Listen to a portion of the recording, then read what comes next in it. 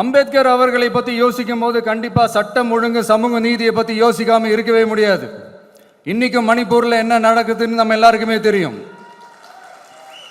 ஆனால் அதை பற்றி கொஞ்சம் கூட அதை கண்டுக்காம ஒரு அரசு மேல இருந்து நம்மளை ஆண்டுகிட்டு இருக்கு. இதையெல்லாம் தமிழகத்தினுடைய மக்கள் உத்து கவனிக்கணும். அதுதாங்க நான் காலையில் 6ஆம் தேதி அன்னைக்கு பேசினேன். அம்பேத்கர் ஐயாவை வைத்து எந்த அளவுக்கு அரசியல் வியாபாரம் தமிழகத்தில் நடைபெறுவது என்பதற்கு இந்த நிகழ்ச்சியும் ஒரு உதாரணம். அண்ணன் விஜய் அவர்கள் நான் அன்போடு வரவேற்கிறேன். மணிப்பூர் விஜய் அவர்கள் மணிப்பூர் செல்வதற்கு தயாராக இருந்தால் அவரோடு மணிப்பூர் செல்வதற்கு நான் தயார். மணிப்பூர் ஃபுல்லா சுத்தி காட்டுவதற்கு நான் தயார். ஏன்னா விஜய் அண்ணன் இப்ப அரசியல்ல, பொது அரசியல்ல என்னுடைய அன்பான வேண்டுகோள், ஒரு பேசிக் காமன் சென்ஸை வளர்த்திக்க வேண்டிய நேரம் இது. ஏன்னா ஒரு சினிமா நடிகரா உச்சத்தில் இருந்துட்டாங்க, பெரிய ஒரு நடிகர், எல்லோருக்கும் பிரித்த ஒரு நடிகர். அரசியல் கருத்து சொல்லும் பொழுது ஜியோ பாலிடிக்ஸ் இம்ப்ளிகேஷன் என்ன, மணிப்பூர் என்ன, என்ன பிரச்சனை, அங்க இருக்கக்கூடிய ட்ரைபல் பிரச்சனை என்ன, மியான்மர்ல இருந்து யார் உள்ள வர்றா, இந்த ட்ரக் ட்ரையாங்கிள்னு திரும்ப திரும்ப சொல்றோம் என்ன, மணிப்பூர்ல எந்த ஆட்சி காலத்துல பிரச்சனை அதிகமாக இருந்தது, காங்கிரஸ் ஆட்சி காலத்தில் எத்தனை பேர் இறந்தாங்க, 10 ஆண்டு காலம் பிஜேபி ஆட்சி காலத்தில் எத்தனை பேர் இறந்திருக்காங்க, இந்த பிரச்சனை ஏன் உருவாச்சு, எங்களுடைய சொந்த கட்சியில் இருக்கக்கூடிய முதலமைச்சரை ஒரு ட்ரைபல் கம்யூனிட்டியை சார்ந்தவங்க முதலமைச்சருடைய இல்லத்தை கொளுத்து போதும் கூட அங்க இருக்கக்கூடிய போலீஸ் துப்பாக்கி எடுத்து சொல்லிங்க. அது துப்பாக்கி தீர்வு கிடையாது. பாரதிய ஜனதா கட்சியினுடைய முதலமைச்சருடைய வீடு கொளுத்தப்படுகிறது, அமைச்சர்களுடைய வீடு கொளுத்தப்படுகிறது, கட்சி நபர்களுடைய வீடு கொளுத்தப்படுகிறது, சூறையாடப்படுகிறது. அதற்கு நாம் எல்லாம் உடனே armed forces special powers act Manipur ஃபுல்லா மறுபடியும் ரீஎக்ஸ்டெண்ட் பண்ணி அதற்கு தான் அங்க இருக்கக்கூடிய பெண்கள் அம்மனமாக நடந்தார்களா மணிப்பூர்ல ஒரு காலத்திலேங்க காங்கிரஸ் ஆட்சியின் பொழுது. உடைகள் இல்லாம எனக்கு armed forces special powers act எங்க ஊருக்கே வரக்கூடாதுன்னு நம்முடைய தாய்மார்கள் சகோதரிகள் உடை இல்லாம நடந்து போனாங்க. அதே மணிப்பூரை திரும்ப கொண்டு வரணுமா? Armed forces special powers act கொண்டு வந்து அப்படியே ஒரே நாள்ல ஷூட்டிங் ஆர்டர் கொண்டு வந்து எல்லாத்தையும் சுட்டு தூக்கி போடுங்க. அதிலிருந்து தான் பாரதிய ஜனதா கட்சி மணிப்பூரை வெளியே கொண்டு வந்திருக்கிறது. ஆனால் அண்ணன் விஜய் அவர்களுக்கு இதை சொல்ல வேண்டும் என்பது என்னுடைய அன்பான ஆசை. காரணம், புதுசா அரசியலுக்கு வந்திருக்காங்க, சில விஷயங்கள் அவர்கள் தெரிந்து கொள்ள வேண்டும் என்பதற்காக. இன்னைக்கு மணிப்பூரை பொறுத்தவரை, மணிப்பூர் பாருங்க நான் சொல்றாங்க, மணிப்பூரை பொறுத்தவரை இன்னைக்கு வடகிழக்கு அந்த பகுதி மட்டும் நல்லா விஜய் அண்ணன் கேட்டுக்கணும்.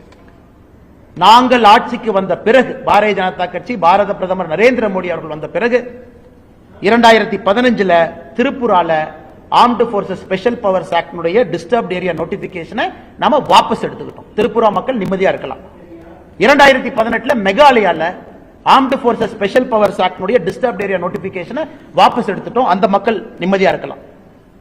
அசாம்ல 2014 இருந்து மோடி அவர்கள் வந்த பிறகு 23 மாவட்டத்தில் armed forces special powers act வாபஸ் எடுத்து இன்னைக்கு ஒரே ஒரு மாவட்டம் அசாம்ல மட்டும்தான் ஏஎஃப்எஸ்பி இருக்கு.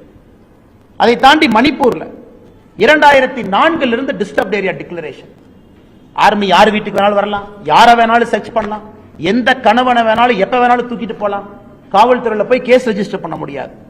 2004 இருந்து இருந்தத 1/4/2022 மணிப்பூர்ல அதை வெறும் 15 போலீஸ் ஸ்டேஷன் லிமிட்டுக்குள்ள சுருக்கி அதையும் மத்திய அரசு வாபஸ் வாங்கியிருக்காங்க. நன்றாக புரிந்து கொள்ள வேண்டும்.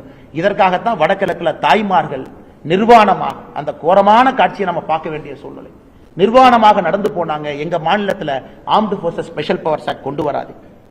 அருணாச்சல் பிரதேசத்தில் இன்னைக்கு 3 மாவட்டத்தில் 16 போலீஸ் ஸ்டேஷன்ல இருந்துச்சு, 9 தாலுகா எக்ஸ்ட்ரா இருந்துச்சு. அது இன்னைக்கு 2 போலீஸ் ஸ்டேஷன் லிமிட்டுக்குள்ள அருணாச்சல் பிரதேசம் சுருங்கி இருக்கிறது. நாகாலாந்தில் 1995 இருந்து இருந்த டிஸ்டர்ப்ட் ஏரியா நோட்டிபிகேஷனை முற்றிலும் எடுத்திருக்கின்றோம். அதே மாதிரி விஜய் அண்ணனுக்கு இன்னொரு அன்பான என்னுடைய அறிவுரையும் கூட. இல்ல பாரதிய ஜனதா கட்சி இங்க இருக்கிறாங்க, இந்துத்துவ கட்சி, ஹிந்து கட்சி, தமிழ்நாட்டில் அப்படியே பிஜேபி ஹிந்து கட்சின்னு சொல்லிட்டோம்னா அப்படியே கிறிஸ்தவர்கள் இஸ்லாமியர்கள் ஒன்னாயிருவாங்க, வாக்கரசியல் நன்றாக இருக்கும். கோவால 25% கிறிஸ்தவர்கள், 8% இஸ்லாமியர்கள் 3வது முறை ஆட்சியில் இருக்கின்றோம். மணிப்பூர் 53% மீத்தி ட்ரைபு, 16% குக்கி ட்ரைபு, அதுல 2017 இருந்து ஆட்சியில் இருக்கின்றோம். மெகாலயா 74% கிறிஸ்தவர்கள், 4% இஸ்லாமியர்கள். அதுல உங்களுக்கு தெரியும், இத்தனை காலமாக 2018 இருந்து ஆட்சியில் இருந்தோம், இன்னைக்கு ஆட்சியில் இல்ல, கூட்டணியில் 2 சீட்ல இருக்கும். மிசோராம்ல 2018 என்டி அலையன்ஸ் ஜெயிச்சது, கிறிஸ்டியன்ஸ் 87% இருக்கிறாங்க. இண்டி அலையன்ஸ்லாம் அங்க பிக்சர்லேயே கிடையாது.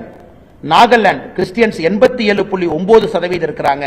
2018 இருந்து எங்களுடைய கூட்டணி ஆட்சி இருக்கு. அதுல 18 எம்எல்ஏ பிஜேபி கையில் இருக்காங்க. அதனால் தமிழ்நாட்டில் யாராவது ஒரு கட்டுக்கதை கிளப்பறதுக்கு கிளம்பி இருந்தாங்களோ அவருக்கு அன்பான வேண்டுகோள், தமிழகத்திலும் இஸ்லாமிய சகோதர சகோதரிகள் கிறிஸ்தவர்கள் பாரதிய ஜனதா கட்சியின் பக்கம் வர ஆரம்பித்திருக்கின்றார்கள், வந்து கொண்டே இருக்கின்றார்கள். இந்தியா முழுவதும் நடக்குதுங்க, தமிழ்நாடு மட்டும் விதிவிலக்கு இல்லை. அதனால அந்த பொய்களை ஓரளவுக்கு தான் அரசியல்வாதிகள் பேச முடியும். பிஜேபி இந்துத்துவா கட்சி அப்படியே ஒதுக்கி விட்டுரு, இந்த மாதிரி அரசியல் பண்ணுவோம்.